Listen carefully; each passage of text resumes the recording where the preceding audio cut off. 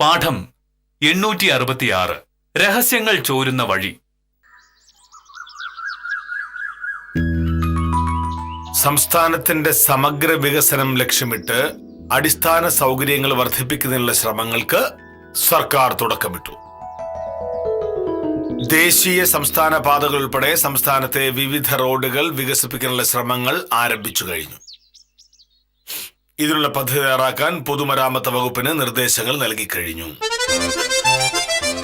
ഇനിയാണ് അഴിമതിക്കാർ തലവെക്കുന്നത്. അവരെ കൈകാര്യം ചെയ്യുന്നത് റോഡ് ഉണ്ടാക്കുന്നതിനേക്കാൾ പ്രയാസമായിരിക്കും. എന്താ മോനന്റെ പത്രത്തിൽ വിശേഷം? പത്രത്തിൽ ഒരുപാട് വിശേഷങ്ങളുണ്ട്. അത് നിനക്ക് പറഞ്ഞുതരാൻ എനിക്ക് സമയമില്ല. മോഹനയുടെ എന്തായാലും സമയമുണ്ടല്ലോ. രാവിലെ 7 മുതൽ 8:30 വരെ 1.5 മണിക്കൂർ നീളുന്ന അന്തപ്പെട്ട പത്രവായനയല്ലേ മോഹനയുടെ നടത്താറുള്ളത്. അപ്പൊ പിന്നെ മോഹനയുടെ മാറ്റി എനിക്കൂടെ പറഞ്ഞു തന്നിട്ടുണ്ടെങ്കിൽ ഞാനായിട്ട് ഇനി വെറുതെ സമയം കളയണ്ടല്ലോ. പത്രം വായിക്കുന്നത് സമയം കളയുന്നതിനുള്ള ഏർപ്പാടാണ് എന്ന് കരുതുന്ന നിന്നെപ്പോലുള്ളവരോട് എന്തു പറയാനാണ്? ഭാമേ, എത്ര വലിയ വക്കീലായാലും ജഡ്ജി ആയാലും രാവിലെ പത്രം വായിക്കുന്ന ആളല്ലെങ്കിൽ പിന്നെ ഒരു കാര്യമില്ല. ചുറ്റും നടക്കുന്ന കാര്യങ്ങൾ അന്നന്ന് അറിയുകയും അതിനെപ്പറ്റി ആലോചിക്കുകയും ചെയ്യുമ്പോഴാണ് നമുക്ക് ലോക വിവരം ഉണ്ടാക്കുന്നത്. ഞാൻ പത്രം വായിക്കാറില്ലെന്ന് ആരാ മോനോട്ടോട് പറഞ്ഞത്? ഇവിടുത്തെ ജോലികളെല്ലാം തീർത്ത് മോഹനേട്ടൻ ആഫീസിൽ വിട്ടതിന് ശേഷം വക്കീൽ ഓഫീസിലേക്ക് ഇറങ്ങുന്നതിന് മുന്നേ ഞാനും പത്രം നോക്കാറുണ്ട്. നോക്കും. പത്രം എടുത്ത് ഇങ്ങനെ നോക്കും. പല പരസ്യങ്ങളുണ്ടോ, സിനിമാ നടന്മാരുടെ പടങ്ങളുണ്ടോ എന്നൊക്കെ അറിയാൻ. പത്രം വായന എന്ന് പറയുന്നത് അങ്ങനെയല്ല ഭാമേ. പത്രത്തിന്റെ ആദ്യ പേജ് മുതൽ അവസാന പേജ് വരെ ഒരു ചെറിയ വാർത്ത പോലും വിടാതെ വേണം വായിക്കാൻ. വെറുതെ ഒരു ജോലി ഇല്ലാതിരിക്കുന്ന ആളുകൾക്ക് അതൊക്കെ പറ്റുവേ. എന്നെ പോലെ വീട്ടിലും ഓഫീസിലും കോടതിയിലും ഒക്കെ തിരക്കുള്ള ഒരാൾക്ക് പത്രം മുഴുവൻ അരിച്ചു പറക്കി വായിക്കാൻ സമയം കിട്ടില്ല. വേണമെന്ന് വെച്ചാൽ എല്ലാത്തിനും സമയം കിട്ടും. വായിക്കാൻ സമയമില്ല എന്ന് പറയുന്നത് ജീവിക്കാൻ സമയമില്ല എന്ന് പറയുന്നതിന് തുല്യമാണെന്നാണ് മഹാനായ ലെനിൻ പറഞ്ഞിരിക്കുന്നത്. ലെനിൻ പറഞ്ഞതേ പത്രം വായിക്കുന്നതിനെ പറ്റി അല്ല. പത്രം വായനയാണ് ഏറ്റവും പ്രധാനപ്പെട്ട വായന. അത് ഒഴിവാക്കി ജീവിക്കുന്നവർ കഴിഞ്ഞ നൂറ്റാണ്ടിൽ ജീവിക്കുന്നവരാണ്. ഞാൻ കഴിഞ്ഞ നൂറ്റാണ്ടിൽ ജീവിക്കുന്ന ആളാണെങ്കിൽ മോഹനയുടെ 12ാം നൂറ്റാണ്ടിലാണ് ജീവിക്കുന്നത്. നടന്ന് മാത്രം യാത്ര ചെയ്യുന്ന മൊബൈൽ ഫോണില്ലാത്ത മനുഷ്യന്മാര് ജീവിച്ചിരുന്നത് 12ാം നൂറ്റാണ്ടിലാണ്.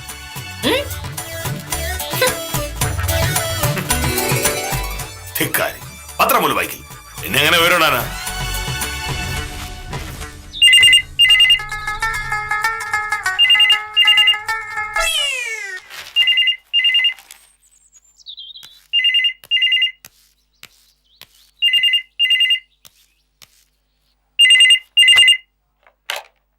ഹലോ, മോഹനകൃഷ്ണൻ സാറല്ലേ?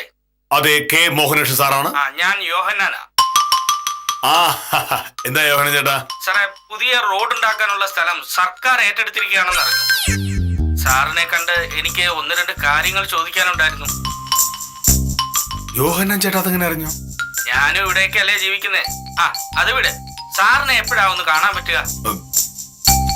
ഞാന് കുറച്ച് തിരക്കില്ല. യോഹനൻ ചേട്ടാ നാളെ വിളിക്കാം. ഇത്രയും രഹസ്യമായി ചെയ്ത കാര്യം യോഹന്നാൻ ചേട്ടൻ എങ്ങനെ അറിഞ്ഞു?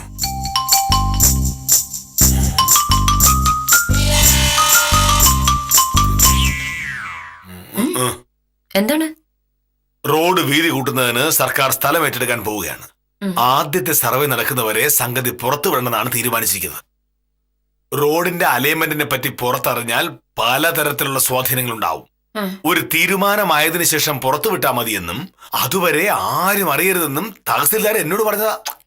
അത് മോഹനേട്ടൻ എന്താ എന്നോട് പറഞ്ഞതല്ലേ? ഇപ്പത്തെ പ്രശ്നം എന്താ? അത് പറഞ്ഞു.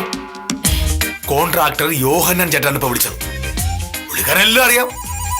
ഇതെങ്ങനെ പരസ്യമായി? തഹസിൽദാർ തന്നെ പറഞ്ഞിട്ടുണ്ടാവും. തഹസിൽദാർ ഒരിക്കലും പറയില്ല. താലൂക്ക് ഓഫീസിൽ പോലും ഇതുവരെ ആരും അറിഞ്ഞിട്ടില്ല. എന്നിട്ടും യോഹന്നാൻ ചേട്ടൻ അറിഞ്ഞിരിക്കുന്നു. അതെങ്ങനെ? അപ്പം ദൈവ സ്വപ്നത്തിൽ വന്ന് യോഹന്നാൻ ചേട്ടൻ്റെ അടുത്ത് പറഞ്ഞു കൊടുത്തിട്ടുണ്ടാവും.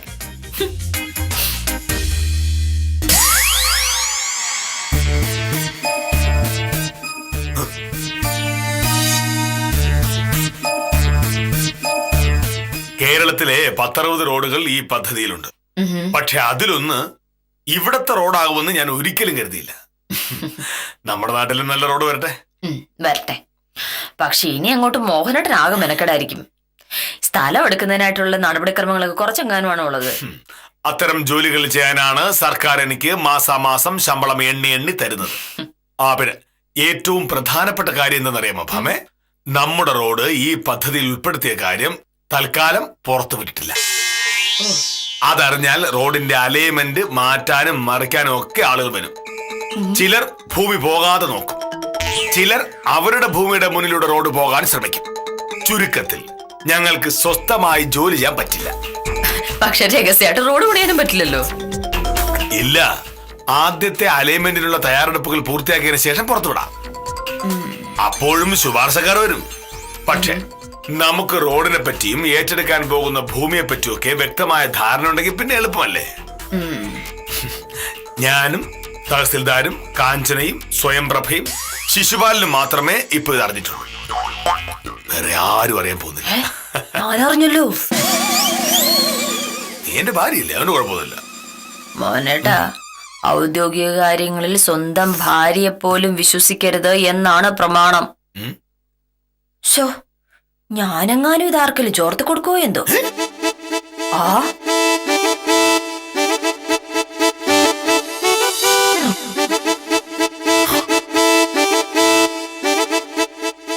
ഇവള് തന്നെയായിരിക്കുമോ ഇതിന്റെ പിന്നിൽ?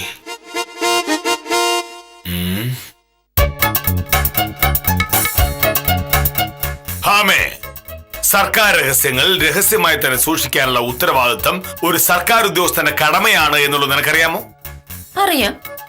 അങ്ങനെ രഹസ്യമായി സൂക്ഷിക്കാൻ നിർദ്ദേശിക്കപ്പെട്ട ഒരു കാര്യം ഏതെങ്കിലും ഒരു ഉദ്യോഗസ്ഥൻ പുറത്തറിയിച്ചാൽ എന്താ ഉണ്ടാവുക എന്ന് നിനക്കറിയാമോ? ആ ഉദ്യോഗസ്ഥന്റെ ജോലി പോവും. ഓ, അപ്പൊ എന്റെ ജോലി കളഞ്ഞേ പറ്റൂ എന്ന് നീ തീരുമാനിച്ചുറപ്പിച്ചിരിക്കുകയാണല്ലേ? ഞാനാ? യോഹന്നാൻ ചേട്ടന്റെ കേസ് സ്ഥിരമായി വാദിക്കുന്ന ഒരു വക്കീലാണ് നീ. നിങ്ങൾ തമ്മിൽ നല്ല പരിചയവുമുണ്ട്. റോഡിന് സ്ഥലമെടുക്കുന്ന കാര്യം യോഹന്നാൻ ചേട്ടനോട് പറഞ്ഞത് അപ്പോ നീ തന്നെയല്ലേ? തഹസിൽദാർ ഇന്നലെ എന്നെ വിളിച്ച് കാര്യം പറഞ്ഞു. ഞാനത് ആഫീസിൽ വെച്ച് ശിശുപാലനോട് സ്വയംപ്രഭയോട് കാഞ്ചനോട് പറഞ്ഞു. അവരെന്തായാലും ആ വാർത്ത പുറത്തു പറയില്ല. കാരണം സർക്കാർ രഹസ്യങ്ങൾ പുറത്തറിയാൻ പാടില്ല എന്ന് അവർക്കറിയാം. പിന്നെ ഞാൻ ആകെ പറഞ്ഞത് നിന്നോടാണ്. അപ്പോ എന്താണ് അതിനർത്ഥം? അതിനിപ്പോ വിശേഷിച്ച് എന്തെങ്കിലും അർത്ഥമുണ്ടോ? ഉണ്ടല്ലോ. ഇക്കാര്യം അറിയാവുന്ന ആഫീസിലല്ലാത്ത ഒരേ ഒരാൾ നീ മാത്രമാണ്. യോഹന്നാൻ ചേട്ടൻ നിന്റെ കക്ഷിയും. അപ്പോ സംഗതി യോഹന്നാൻ ചേട്ടനോട് പറഞ്ഞു കൊടുത്തത് നീ ആണെന്നുള്ളത് 100% ഉറപ്പാണ്.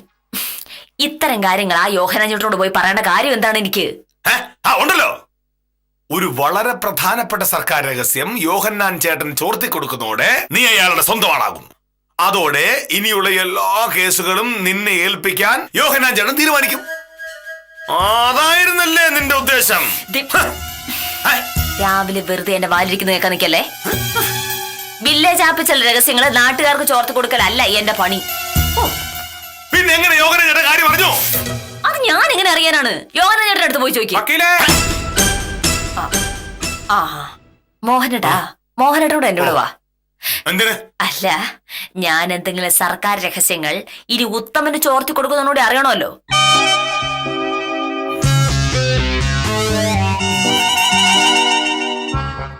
നമസ്കാരം വക്കീലേ. എന്താ ഉത്തമ രാവിലെ? പിന്നെ ലോനപ്പനും ഗോവിന്ദൻകുട്ടി തമ്മിലുള്ള പ്രശ്നം തീർക്കാനായി ഇന്നലെ പഞ്ചായത്ത് മെമ്പർ ഗോപാലൻകുട്ടി ചേട്ടൻ വീട്ടിലൊരു ചർച്ച വെച്ചിരുന്നു. പ്രശ്നം പൂർണ്ണമായി തീർന്നില്ല എങ്കിലും ഒരു ഒത്തുതീർപ്പിനുള്ള സാധ്യത തെളിഞ്ഞു വരുന്നതായിട്ടാണ് കേട്ടത്. അങ്ങനെയാണെന്നുണ്ടെങ്കിൽ ജോണിക്കുട്ടിയുടെ കേസ് ഒരു 1-2 ദിവസം നീട്ടിവെക്കാൻ പറ്റുമോ എന്ന് ചോദിച്ചു. അതിനെന്താണ്? കക്ഷിക്ക് വേണ്ടിയിട്ടല്ലേ വക്കീലും കേസ് വാദിക്കുന്നത്. കക്ഷിക്ക് കേസില്ലെങ്കിൽ പിന്നെ വക്കീൽ എന്താണ് നിർബന്ധം? അടുത്ത തിങ്കളാഴ്ചയാണ് കേസിന്റെ അവധി. അന്ന് അവധിക്ക് അപേക്ഷിച്ചിട്ടുണ്ടെങ്കിൽ ഒരു 2 മാസത്തേക്ക് സമയം കിട്ടും. അതിനുള്ള സംഗതി തീർപ്പാക്കാൻ പറ്റുമെങ്കിൽ അയക്കൂ. എന്താ വേണ്ടെന്ന് വെച്ച് വിളിച്ചു പറഞ്ഞാൽ മതി. മോഹനേട്ടൻ കേട്ടല്ലോ, ഞാൻ മോഹനേട്ടന്റെ ഒരു രഹസ്യവും ചോർത്തി കൊടുക്കുകയായിരുന്നില്ല. എന്റെ ഒരു കേസിന്റെ കാര്യം ഞാൻ പറയായിരുന്നു.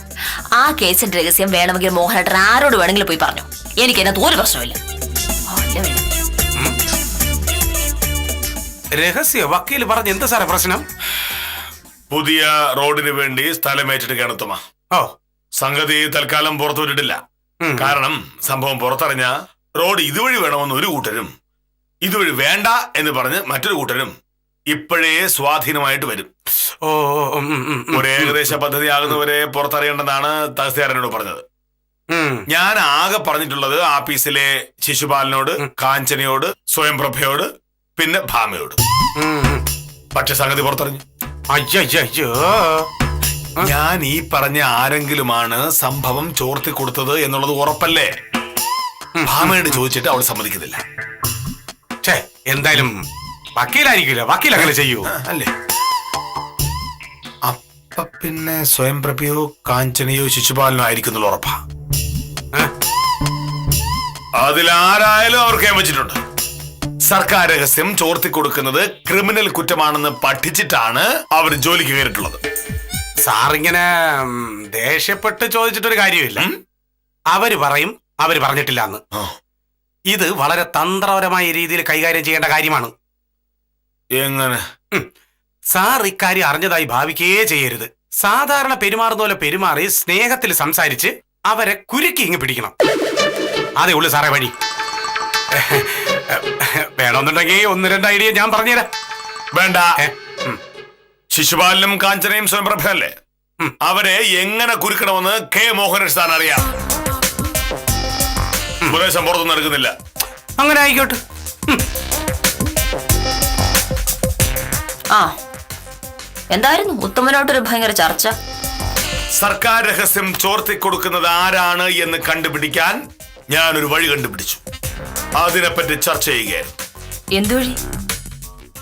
യോഹന്നാൻ ചേട്ടനോട് പറഞ്ഞത് നീ അല്ലെങ്കിൽ പിന്നെ വില്ലേജ് ഓഫീസിലുള്ള ആരെങ്കിലുമാണ് എന്നുള്ളത് ഉറപ്പ്. ഒന്നുകിൽ സ്വയംപ്രഭ, അല്ലെങ്കിൽ കാഞ്ചന, അതുമല്ലെങ്കിൽ ശിശുപാലൻ. അതാരായാലും ഞാൻ കണ്ടുപിടിച്ചിരിക്കും. എങ്ങനെ? അതായത് രഹസ്യങ്ങൾ ചോർത്തുന്നവർക്ക് ഒരു പൊതു സ്വഭാവം ഉണ്ടായിരിക്കുമെന്ന് ഞാനൊരു പുസ്തകത്തിൽ വായിച്ചിട്ടുണ്ട്. റോഡിന്റെ കാര്യം രഹസ്യമാണ് എന്ന് ഞാൻ പറഞ്ഞിട്ടും അത് കേൾക്കാത്തയാൾ ആരാണെങ്കിലും മറ്റൊരു രഹസ്യം അറിയുമ്പോൾ അവർ അതും ചോർത്തും. അല്ല, അതുകൊണ്ട് ഞാൻ ഇന്ന് വില്ലേജ് ഓഫീസിൽ ചെന്ന് അവരോട് മറ്റൊരു രഹസ്യത്തെ കുറിച്ച് പറയും. അതൊരു പച്ചക്കള്ളമായിരിക്കും. പക്ഷെ അവർ കരുതും അതൊരു സത്യമാണ് എന്ന്.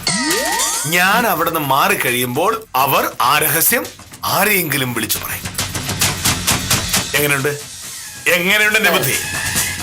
അല്ല, മോനോട് എന്ത് രഹസ്യം പറയാൻ പോകുന്നത്? അവിടെയാണ് നമ്മൾ വളരെയധികം ശ്രദ്ധിക്കേണ്ടത്. ആ രഹസ്യം കേൾക്കുന്ന പാടെ അവർ ആരെങ്കിലും വിളിച്ചു പറയുകയാണെങ്കിൽ നമ്മൾ അതറിയണം. അതായത് അവർ ഫോൺ വിളിക്കുന്നത് നമുക്കറിയാവുന്ന ആരെങ്കിലും ആയിരിക്കണം. എനിക്ക് മനസ്സിലായില്ല. പറഞ്ഞുതരാം. ഞാനിപ്പോൾ ഉത്തമൻ അറിയരുത് എന്ന് പറഞ്ഞ് ഒരു രഹസ്യം പറഞ്ഞു എന്ന് കരുതുക. ചോർത്തി കൊടുക്കുന്നയാൾ ആ രഹസ്യം ഉത്തമനെ എന്തായാലും വിളിച്ചു പറയും. അതോടെ ഉത്തമൻ എന്നെ അതറിയിക്കുമല്ലോ. പക്ഷെ ഉത്തമൻ അറിയരുതെന്ന് പറഞ്ഞ് എന്ത് രഹസ്യം മോനോട് അവരോട് പറയും? അങ്ങനെ ഒരു രഹസ്യം കിട്ടാൻ പാടാണ്. അതുകൊണ്ട് തന്നെ എന്നെ പറ്റിയുള്ള എന്തെങ്കിലും ഒരു രഹസ്യം അവരോട് പറയണം. അങ്ങനെ ഒരു രഹസ്യം പറഞ്ഞാൽ അവർ അത് നിന്നെ വിളിച്ചായിരിക്കും പറയുന്നത്. അങ്ങനെ എന്ത് രഹസ്യം ഉള്ളത്? അതൊക്കെ നീ കണ്ടോ. ഒരു 11 മണിയോടെ നിനക്ക് വില്ലേജ് ഓഫീസിൽ നിന്ന് ഒരു ഫോൺ വരും. അത് എന്നെ പറ്റിയുള്ള എന്തെങ്കിലും രഹസ്യം പറയാനായി കാഞ്ചനയോ സ്വയംപ്രഭയോ ശിശുപാലനോ വിളിക്കുന്നതാവും. പറയുന്നതെല്ലാം ശ്രദ്ധിച്ചു കേട്ടിട്ട് നീ എന്നെ വിളിച്ചു പറയണം. അതോടെ ആഫീസിലെ രഹസ്യം ചോർത്തുന്ന ചാരനെ അല്ലെങ്കിൽ ചാരിയെ ഞാൻ കണ്ടുപിടിച്ചിരിക്കും. പിന്നെന്താ വേണ്ടെന്ന് അപ്പ തീരുമാനിക്കും. മോഹനേട്ടൻ ഞാൻ വിചാരിച്ച പോലെ ഒന്നും അല്ല. ഒരു ഭയങ്കര സംഭവം തന്നെ കേട്ടോ. സത്യത്തിൽ ഈ വില്ലേജ് ഓഫീസിലൊക്കെ ജോലിക്ക് പോകാതെ പോലീസ് ചേർന്നിരുന്നെങ്കിലേ മോഹനേട്ടൻ ഇപ്പൊ ആരായനെ?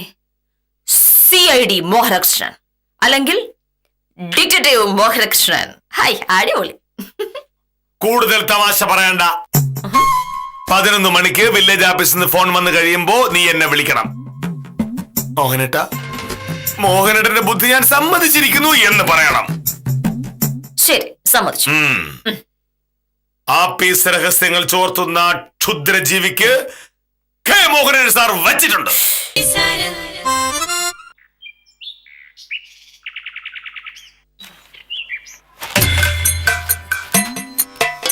സാർ.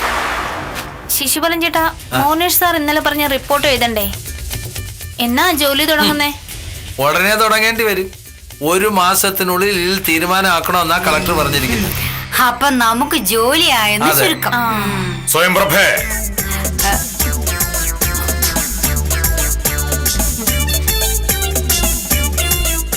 ജോലി ചെയ്യാനാണല്ലോ സർക്കാർ നമുക്ക് ശമ്പളം തരുന്നത്.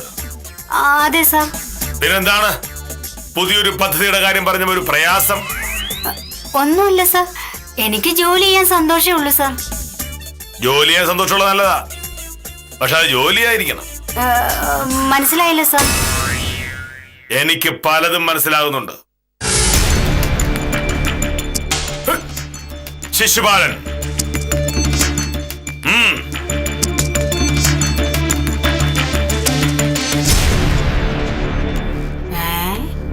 സാർ എന്തോ മനസ്സിൽ വെച്ചാണല്ലോ സംസാരിക്കുന്നത് ശിശുപാലൻ ചേട്ടാ. എന്തായിരിക്കും അത്? ആർക്കറിയാം, പോയിട്ട് വരട്ടെ. ചെല്ലേ.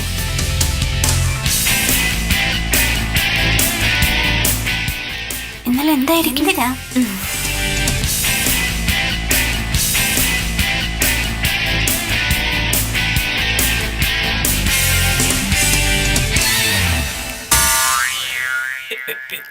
എന്താ സാർ?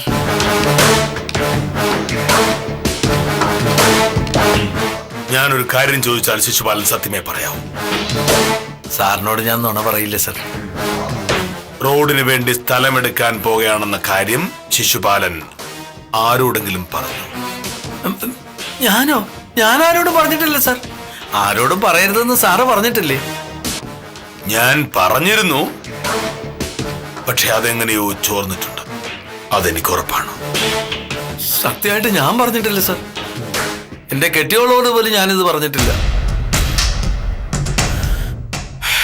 ശിശുപാലനെ ഞാൻ വിശ്വസിക്കുന്നു, പക്ഷേ അത് ചോർത്തിയതാരാണ് എന്ന് നമുക്ക് കണ്ടുപിടിക്കണം. എങ്ങനെ? ഈ വിഷയം അറിയാവുന്നത് എനിക്കും ശിശുപാലനും സ്വയം പ്രഭയ്ക്കും കാഞ്ചനയ്ക്കും മാത്രമാണ്. ശരിയല്ലേ? അതെ. ഞാനോ ശിശുപാലനോ ഈ കാര്യം ആരോടും പറഞ്ഞിട്ടില്ല. അതിനർത്ഥം സംഗതി ചോർത്തിയത് സ്വയം പ്രഭയോ കാഞ്ചനയോ ആണെന്നാണ്.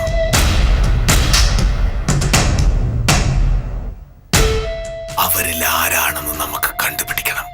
എങ്ങനെ സാർ? അതായത് വിവരങ്ങൾ ചോർത്തുന്ന സ്വഭാവം അവർക്കുണ്ടെങ്കിൽ അവർ എല്ലാ വിവരവും ചോർത്തും. അതെ. ഇപ്പോ നമ്മൾ ഒരു ഇല്ലാ കഥ ഉണ്ടാക്കി പറയുന്നു. ഈ സംഭവം ആരോടും പറയരുതേ എന്നും പറയുന്നു. വിവരങ്ങൾ ചോർത്തുന്നത് ഇവരാണെങ്കിൽ അപ്പോൾ തന്നെ ഈ വിവരം ബന്ധപ്പെട്ട ആൾക്കാരെ ഇവർ വിളിച്ചു പറയും. ശരിയല്ലേ? അത് ശരിയാ സാർ. പക്ഷേ നമ്മൾ എന്ത് കഥയുണ്ടാക്കി പറയും?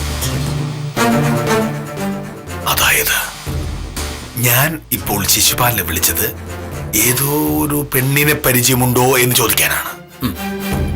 ആ പെണ്ണിനെ മിക്കവാറും വഴിയിൽ വെച്ച് കെ മോഹനകൃഷ്ണ സാർ കാണാറുണ്ട് എന്നും അവൾ കെ മോഹനകൃഷ്ണ സാറെ നോക്കി ചിരിക്കാറുണ്ട് എന്നും ഒക്കെ ഞാൻ ശിശുപാലിനോട് പറഞ്ഞു എന്ന് പറയണം. അവൾ ആരാണ് എന്ന് എനിക്കറിയണം. ആരോടും പറയാതെ രഹസ്യമായി അന്വേഷിക്കണമെന്ന് ഞാൻ ശിശുപാലനോട് പറഞ്ഞു. ശിശുപാലൻ ഈ കഥ അവരോട് പോയി പറയണം. അവരുടെ കൂട്ടത്തിൽ രഹസ്യം ചോർത്തുന്ന ആരെങ്കിലും ഉണ്ടെങ്കിൽ അവർ ഈ വിവരം ആരെ വിളിച്ചു പറയും? വക്കീലിനെ വിളിച്ച് പറയും. അപ്പോ നമുക്ക് രഹസ്യം ചോർത്തിയ ആളെ കൈയോടെ പിടിക്കാൻ പറ്റും. പക്ഷേ വക്കീല് പ്രശ്നം ഉണ്ടാക്കില്ലേ സാർ? ഭാമിയുടെ എനിക്കാരും പറഞ്ഞല്ലോ, അതോട് ഒരു കുഴപ്പം വരില്ല. സാറൊരു ബുദ്ധിമാൻ തന്നെ. എല്ലാം മുൻകൂട്ടി പ്ലാൻ ചെയ്തു അല്ലേ? പിന്നെ ഈ കാര്യം അവരോട് പറയുമ്പോ അവർ വിശ്വസിക്കുന്ന രീതിയിൽ വേണം പറയാൻ. അതായത് കുറച്ച് പൊടിപ്പും തൊങ്ങലും ഒക്കെ ചേർക്കാം അല്ലേ? കുറച്ചാക്കണ്ട, നന്നായി ചേർത്തോ. കഥ പറഞ്ഞ ശേഷം ശിശുപാലന്റെ അവിടെ നിൽക്കരുത്, പൊക്കിലാണ്. അടുത്ത നിമിഷം രഹസ്യം ചോർത്തുന്നവർ ഫോൺ എടുത്ത് ഭാമയെ വിളിക്കും. മോഹനേഷ് സാർ ഏറ്റു. ശരി സാർ, എന്റെ ഭാഗം ഞാനും ഏറ്റു സാർ. സാർ, എന്തൊരു ബുദ്ധിമാനാണ് ഞാൻ.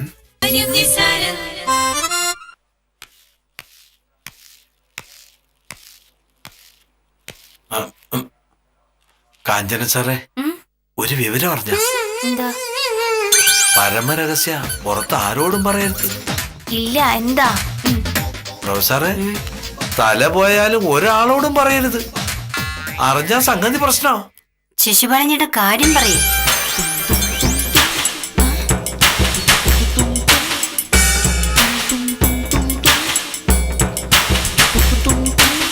രാവിലെ സാറ് വീട്ടിൽ നിന്ന് വരുമ്പോഴേ ഭയങ്കര മഴ.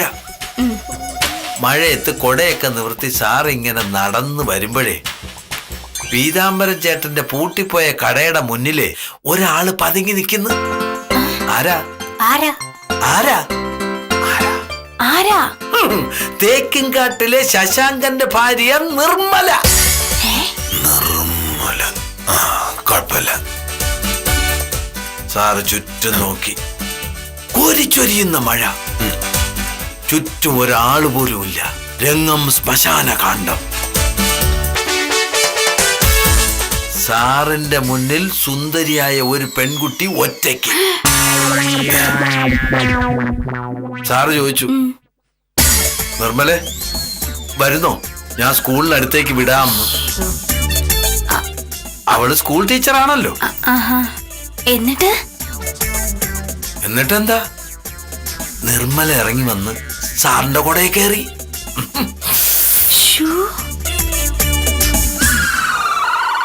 രണ്ടുപേരും കൂടെ സ്കൂള് വരെ തട്ടി മുട്ടി ആ മഴയത്ത് നടന്നു. 70 മീറ്റർ വരും. ഞാൻ വിശ്വസിക്കൂല ഇത്. ഇല്ല ഇല്ല. എന്നോട് ഈ സംഭവം സാറ് തന്നെ പറഞ്ഞത്.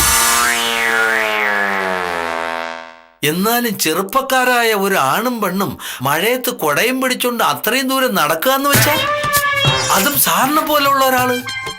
ആലോചിച്ച് നോക്ക്. മോനേഷ് സാർ ആള് കൊള്ളാലോ. ഈ വിവരം തല പോയാലും പുറത്ത് ആരോടും പറയരുത്. സാറിന്റെ വക്കീലിനോട്.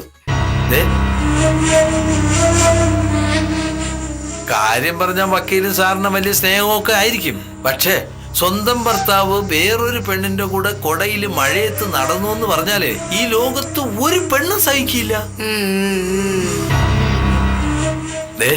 ഞാൻ പറഞ്ഞെന്ന് പറഞ്ഞേക്കരുതേ. ആശ്വാസായി.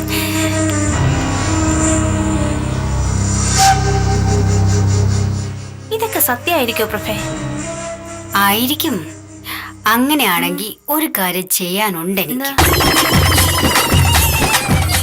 പണ്ട് ഞാനേ വിനോദിന്റെ ബൈക്കിൽ കയറി പോയതിന് എന്റെ അച്ഛനോട് വിളിച്ചു പറഞ്ഞ ആളാ സാർ.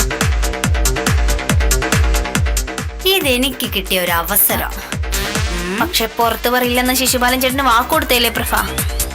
അങ്ങനെ പറയുന്ന എല്ലാ വാക്കുകളും നമ്മൾ പാലിച്ചുകൊണ്ടിരിക്കുകയല്ലോ. ഇതാണ് ആള്. വേണ്ട പ്രഭേ, പ്രശ്നമാവും. സ്വയം പ്രഭ. അപ്പോൾ ഇവൾ തന്നെയാണ് ആള്. രഹസ്യം ചോർത്തുന്ന ഭയങ്കരി. നീ വിളിക്ക. ആമ എന്ത് പറയുന്ന അപ്പോൾ അറിയാം. ഹലോ, ഞാൻ വില്ലേജ് ഓഫീസിലെ സ്വയംപ്രഭയാ. ഇന്ന് ഒരു സംഭവം ഉണ്ടായി. മോഹനേഷ് സാറിന്റെ കൂടെ മഴയത്ത് കൊടയം ചൂടി ഒരു പെണ്ണുണ്ടായിരുന്നു. പീതാംബരൻ ചേട്ടന്റെ പൂട്ടിക്കിടന്ന കട മുതല് സ്കൂള് വരെ അവര് മഴയത്ത് ഒരു കൊടയിലാ നടന്നു പോയത്.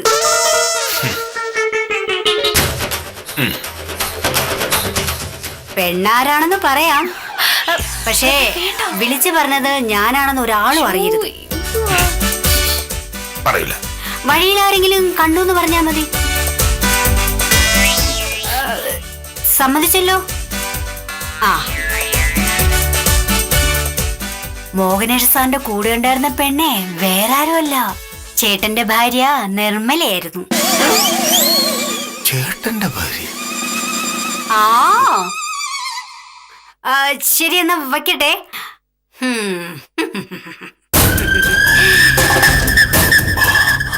ഈശ്വര, ശശാങ്കനെയാണോ അവള് വിളിച്ചത്? ഇനിയിപ്പോ എന്ത് ചെയ്യും? ബാക്കി വൈകിട്ട് സാർ ഓഫീസ് വിട്ട് വീട്ടിൽ ചെല്ലുമ്പോ ശശാങ്കൻ ചേട്ടൻ ചെയ്തോളും. ഈശ്വര, വൈകിട്ട് എങ്ങനെ വീട്ടിൽ പോവും? ശശാങ്കനോട് ഇതാരാ പറഞ്ഞത്? എന്നെ വിളിച്ചു പറഞ്ഞത് വില്ലേജ് ഓഫീസിലെ സ്വയംപ്രഭ സാറാ. അവരാ പറഞ്ഞെന്ന് ആരോടും പറയരുതെന്നും പറഞ്ഞു. അതെന്താ പ്രൊഫസർ അങ്ങനെ പറഞ്ഞത്? അറിയില്ല. സംഗതി അറിഞ്ഞ പാടെ നേരെ വില്ലേജ് ഓഫീസിലോട്ട് ചെന്നാലോ എന്ന് ഞാൻ ആലോചിച്ചതാ. പിന്നെ തോന്നി ഓഫീസിൽ കയറി അലമ്പുണ്ടാക്കണ്ടാന്ന്. സാറ് ഇതുവഴിയാണല്ലോ വീട്ടിൽ പോകുന്നത്, അപ്പൊ കാണാലോ. അത് ശരിയാ.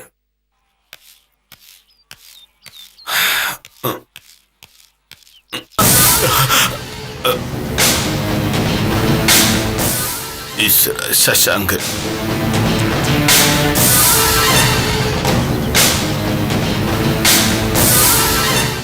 അവനെ കാര്യങ്ങൾ പറഞ്ഞൊന്ന് മനസ്സിലാക്കിയാലോ?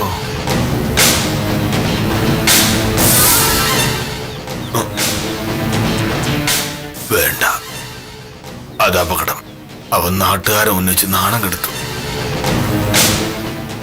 മുങ്ങുന്നതാണ് ബുദ്ധി.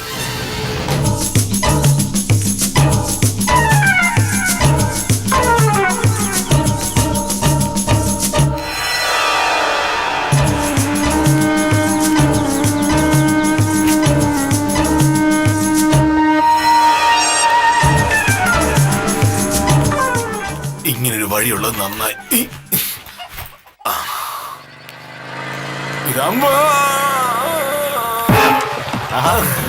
സാറേ, ഇതെന്താ സാറേ ഈ വഴി? അങ്ങനെയൊന്നുമില്ല. എല്ലാ ദിവസവും ഒരേ വഴിക്ക് പോകുന്ന രസമില്ലല്ലോ. ചില ദിവസങ്ങള് ഞാൻ ഇതുവഴി അങ്ങ് വരും.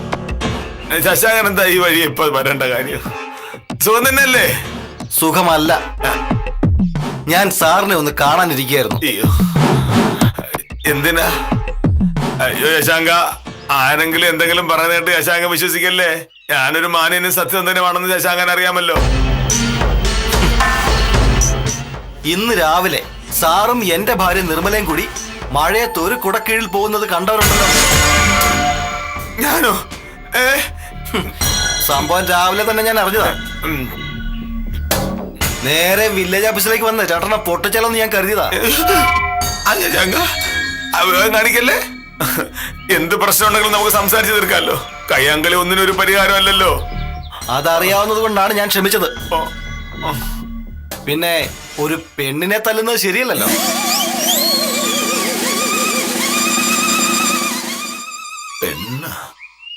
പെണ്ണിനെ? അതെ സാറേ, എന്നെ വിളിച്ചു പറഞ്ഞത് സ്വയംപ്രഭ സാറാ. സാറും നിർമ്മലയും കൂടി മഴയത്ത് ഒരു കുടക്കീഴിൽ പോകുന്നത് അവര് കണ്ടെന്ന്. സാറിനെ പോലെ ഒരാൾ അങ്ങനെ ചെയ്യില്ല എന്ന് എനിക്കറിയാലോ.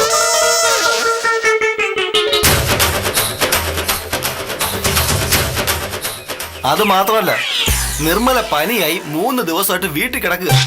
പനി ഒരു മനുഷ്യന് നന്മയെന്ന് ആദ്യമായിട്ട്. ഇന്ന് രാവിലെ ആണെങ്കിൽ മഴ പെയ്തതുമില്ല. സാറേ, കൈക്കൂലി വാങ്ങിക്കാൻ സാറ് സമ്മതിക്കാത്തതിന്റെ ദേഷ്യമാ സ്വയംപ്രഭ സാറ് തീർക്കുന്നത്. സാറ് സൂക്ഷിക്കണം. ഞാൻ സൂക്ഷിച്ചോളാം. സ്വയംപ്രഭ സാറിനെ ഞാനൊന്ന് കാണട്ടെ, 2 എണ്ണം പറയുന്നുണ്ട്. അതൊന്നും വേണ്ട. ആരൊക്കെ എന്തൊക്കെ പറഞ്ഞാലും ശശാങ്കനെ പോലുള്ളവർക്ക് കെ മോഹനൻ സാറിന്റെ വിശ്വാസമാണല്ലോ. അത് മതി. അപ്പോ മോഹൻ സാർ വരട്ടെ. നിർമ്മലയുടെ പനി പെട്ടെന്ന് മാറാൻ ഞാൻ പ്രാർത്ഥിക്കാം. പനി വന്നതും മഴ വരാത്തതും നന്നായി.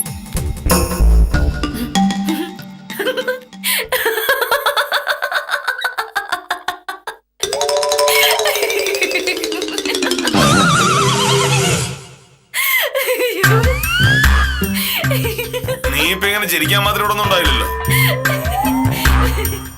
നാട്ടുകാർക്കൊക്കെ എന്നെ വലിയ വിശ്വാസവും ബഹുമാനമാണെന്ന് എനിക്ക് ഇപ്പൊ മനസ്സിലായല്ലോ. നന്നായിട്ട് മനസ്സിലായി. ആ നിർമ്മല പനിയായിട്ട് വീട്ടിലിരുന്നോണ്ട് ശശാങ്കൻ അത് വിശ്വസിച്ചില്ല.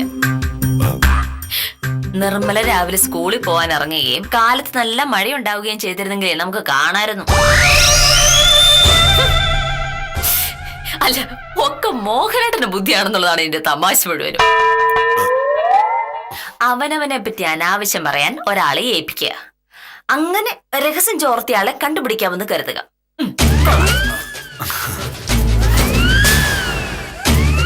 ആ മോനട്ടാ, ഞാൻ രാവിലെ ഒരു കാര്യം പറഞ്ഞില്ലായിരുന്നോ? അത് ഞാൻ തിരിച്ചെടുത്തു. എന്ത്? മോഹനേട്ടനെ പോലീസിൽ ചേരാതിരുന്നത് നന്നായി. അല്ലെങ്കിൽ ഇത്തരം നമ്പറുകളുമായിട്ട് കേസ് അന്വേഷിക്കാൻ ഇറങ്ങി വിവരം അറിഞ്ഞേനെ. ഞാൻ രാവിലെ മുതൽ കോള് വരുന്നതും പ്രതീക്ഷിച്ചിരിക്കായിരുന്നു. കോളൊന്നും വരാതിരുന്നപ്പോ ഞാൻ കരുതി മോഹനേട്ടൻ ആ പദ്ധതി ഉപേക്ഷിച്ചിട്ടുണ്ടാവും. അതുപോലെ സ്വയംപ്രഭ തന്നെയാണോ ഈ റോഡിന്റെ കാര്യം യോഹന ചേട്ടനോട് പറഞ്ഞത്? സ്വയംപ്രഭ ശശാങ്കനെ വിളിച്ചു കഴിഞ്ഞ് ഞാൻ സ്വയംപ്രഭയെ ഒന്ന് വിരട്ടി. പക്ഷേ സ്വയംപ്രഭ സത്യം ചെയ്ത് പറഞ്ഞു ഒരാളോടും ഈ കാര്യം പറഞ്ഞിട്ടില്ല. അപ്പൊ പിന്നെ എങ്ങനെയാ സംഗതി പുറത്തറിഞ്ഞത്? മോനട്ടാ, റോഡിന്റെ കാര്യം തൽക്കാലം അവിടെ നിൽക്കട്ടെ. എനിക്ക് മോഹനേട്ടനോട് വേറൊരു കാര്യം പറയാനുണ്ട്. എന്ത്? ഇന്ന് രാവിലെ മോഹനേട്ടൻ എന്നോട് ആദ്യം വഴക്കുണ്ടാക്കി എന്തിനാണെന്ന് ഓർമ്മയുണ്ടോ? എന്തിനാ? ഞാൻ പത്രം വായിക്കാറില്ല, പത്രത്തിലെ പടം മാത്രമേ നോക്കാറുള്ളൂ എന്ന് പറഞ്ഞ്. അതല്ലേ? മോഹനേട്ടനാണെങ്കിൽ പത്രത്തിലെ ഒന്നാമത്തെ പേജ് മുതൽ അവസാനത്തെ പേജ് വരെ അരിച്ചു പെറുക്കി വായിക്കുമെന്നും പറഞ്ഞു.